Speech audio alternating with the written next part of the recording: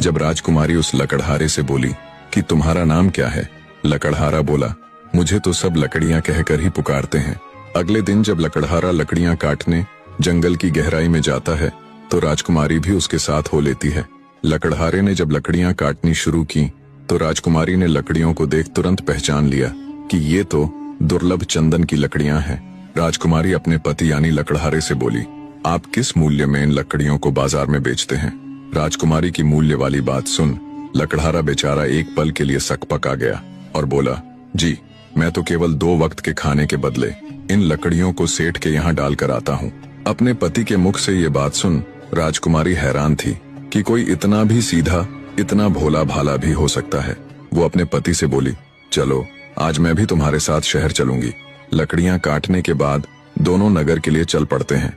सेठ की दुकान पर पहुंचने पर राजकुमारी ने कड़क होते हुए सेठ से पूछा, क्यों सेठ जी, कितना दाम देते हैं आप इन चंदन की लकड़ियों का? राजकुमारी की बात सुन सेठ की सिट्टी पीट्टी गुम हो जाती है। बौखलाया सा सेठ तुरंत अपना बही खाता निकालकर राजकुमारी को दिखाता है और कहता है, देखो मैं पिछले 4 साल से इसे खाना खिला रहा हूँ।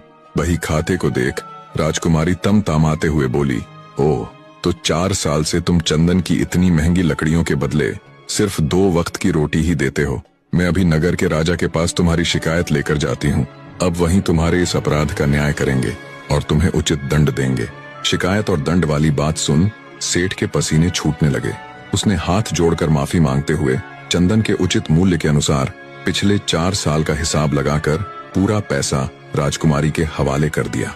सेठ से मिले उस धन से उन्होंने नगर में एक सुंदर सा घर ले लिया। लकड़हारा अब जंगल की गहराइयों से चंदन की लकड़ियां लेकर आता और उन्हें उचित मूल्य पर बेच देता।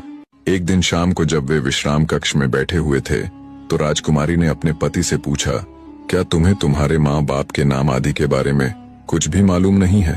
तब लकड़हारा भावुक होता हुआ बोला, मैंने जब से होश संभाला तब से खुद को इस कुटिया में ही पाया। मेरे लिए मेरा सब कुछ मेरी माँ ही थी, पर भगवान ने उसे भी मुझसे छीन लिया। इतना कहकर लकड़हारा चुप हो जाता है। तभी उसे सामान की वो पोटली याद आती है जो उसकी माँ यानी रानी की छोड़ी हुई आखिरी निशानी उसके पास थी। वो तुरंत जाकर अपनी माँ की वो पोटली उठाकर लाता है और अपनी पत्नी को देते हुए कहता है, मेरी माँ की निशानी के तौर पर बस मेरे पास ये उनका छोड़ा हुआ कुछ सामान है जिसे मैंने आज तक कभी खोल कर नहीं देखा। लकड़हारे की बात सुन उसकी पत्नी तुरंत जिज्ञासा पूर्वक वो पोटली खंगालने लग जाती है।